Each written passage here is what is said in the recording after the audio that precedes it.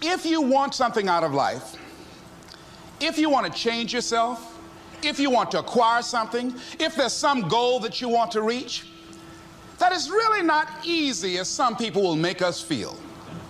That living your dream, changing your behaviors, overcoming negative habits, it's challenging. It's hard. Most people go through life never discovering what their talents are. Most people never develop their talents.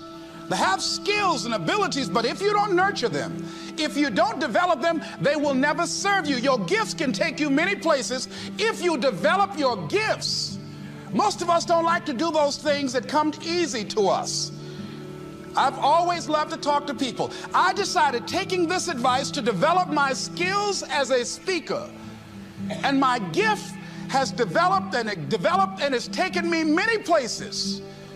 You have something that you brought to the universe, and that if you decide that my life deserves my developing this, what I do well, and becoming the best at it, and mastering myself, and seeing what I have within me, if you decide to drop your buckets where you are and develop your gifts, I grant you, you'll never ever be without. I grant you that your gifts will take you places that will literally amaze you. I grant you that if you begin to work to develop your gifts, you'll develop a strong sense of happiness. You'll get a larger vision of yourself, because part of beginning to get a larger vision of yourself, all of us need some area of our lives where we can have a feeling of competence. That people know when they think about this area, that's something you do. That you eat and sleep that, and that you do that, People know it, and you know it, and you know that you know this. If you don't know anything else, you know this. Can you tell I know what I'm doing? Oh, hell no. You know this. So you've got to work on it. When other folk are having a good time, you've got to have the strength of character to concentrate, to read, to digest information. If you decide in any particular area that you're concerned about, to make a conscious, deliberate, determined effort to read one book a month in that area, in 5 years, you'll be among the top 5% experts in the world. I read a minimum of 2 books a week. The average American reads only 1 book a year. If you decide that area that you love, that you are going to master that particular area, in this era of accelerated change, overwhelming complexity, and tremendous competition, as you begin to develop and expand your skills and your talents and your vision of yourself, you will always be in control of your destiny. The next thing is, whatever it is that you want to do, you want to do it massively. I have a friend who was telling me that his sales were down. I said, well, how many phone calls you make a day? He said, 25. I said, double them. Make 50 or 75 or 100. He said, oh man, that's just too much. What do you mean too much? You behind on your bills? You're talking about too much? You know one way to get back on your feet real quick is to miss 2 car payments? You talking about you're tired? There's no competition out here. Decide that you're going to push yourself. Most people won't do that. Most people give up on themselves easily. You know the human spirit is powerful. There's nothing as powerful. It's hard to kill the human spirit. They asked Benjamin Disraeli, a man who became the head of a country at a time when Jews were not allowed out after 10 o'clock. They said, how did you do it? How do you achieve it against such great odds? He said, nothing can resist the will of a people that will stake even their existence on the extent of their purpose for good.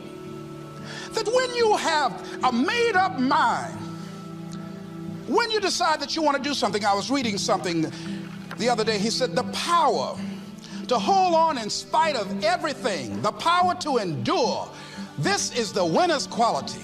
The hunger, the ability to face defeat again and again without giving up. This is a winner's quality. You have that quality within you. When you're hungry, you don't care about the facts. You don't care about the odds.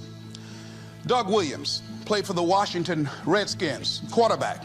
John Elway of the Denver Broncos in the Super Bowl. Everybody was talking about Elway. After the Super Bowl, when Doug Williams made a historic passing game, they asked him, said, how were you able, in spite of all of the negative publicity saying that you couldn't win, how did you do it? He said, I ignored my critics. I just didn't pay any attention to them. I ignored myself because they kept on saying it so much. There were times I doubted whether or not I can do what I needed to do. There's a Doug Williams in everybody here. There's greatness in you. And you've got to learn how to tune out the critics outside and the critic inside. And since I'm going to do this, I'm going to harness my will. And I'm not going to let anything stop me. I deserve this. I'm going to do it until. And this friend, I told him, said, start increasing your calls. I said, I make 100 calls a day. I got a callus in my ear. My ear's kind of dark. You can't see it, but it's there.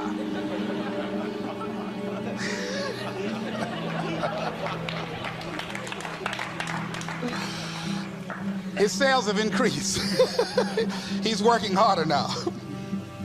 The other thing is that if you want something, you have got to be relentless. You've got to learn how to become resourceful. You've got to learn how to become creative. When crises strike in your life, and in the Chinese language, crisis means danger, but it also means opportunity. And this is an opportunity for you to grow. And you've got to be so relentless, regardless of what comes down the pike, that you're always looking for a way to get over, always looking for a way that you can break through, always looking for a way that you can win, always looking for a way that you can strike a telling blow. And pretty soon, I think there's some people watching us in the universe that say, wait, let's call a meeting over here. You know that guy Mustafa? Look at him down there. He won't stop. Just that fool don't know he can't get over. Look here. Why don't we do this? Let him go and let's mess with somebody else. Let him go on through.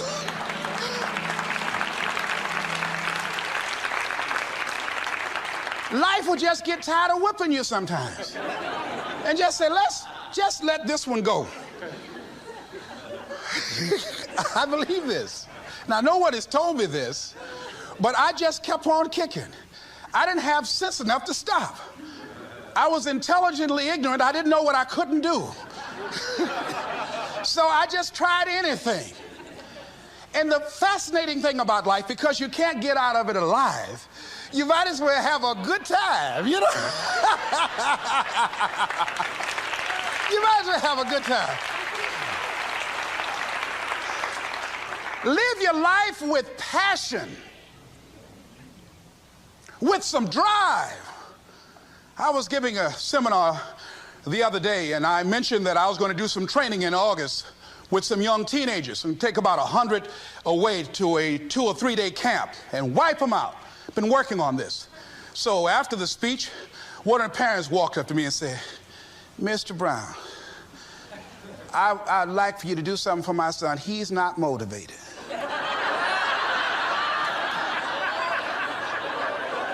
I said, I wonder why.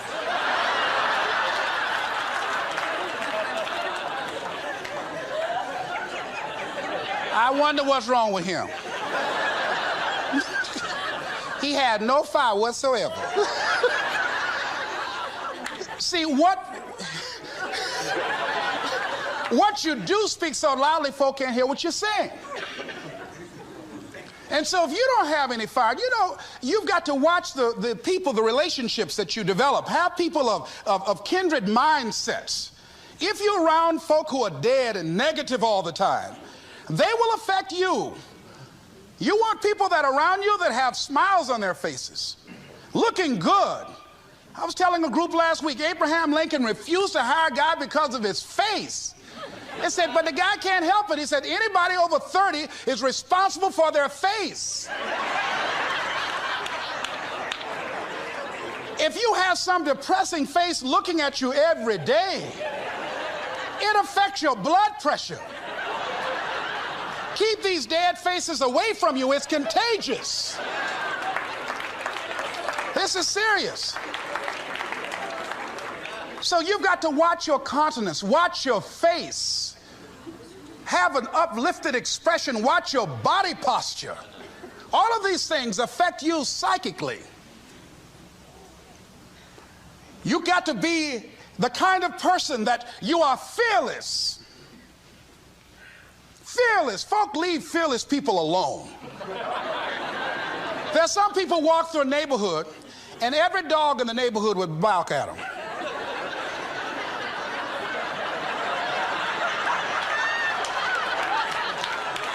But there's some people come through and ain't nobody gonna mess with this.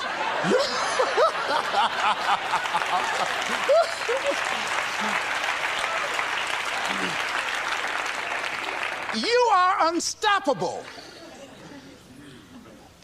And because you are unstoppable, because you've got power that you haven't even begun to use yet, you owe it to yourself to release your brakes. How many of you have the experience of pulling out of your driveway and you mashed on the accelerator and the car was just going, it couldn't move, and you mashed harder and it couldn't move, and then you discovered you had your emergency brakes on. And then you release those emergency brakes and it goes, choo! Have you ever had that experience before? Most of us go through life with our brakes on, holding back, not giving all that we have, not sharing all of ourselves. Most of us go to our graves still holding on rather than releasing it. What are some of those things that keep us from releasing it? Because of past experiences, past defeats, past pain. We look back, well, it didn't work out then. It probably won't work out now. Many people get confused their performances with who they are. I was reading Pat Riley, the coach of the Los Angeles Lakers.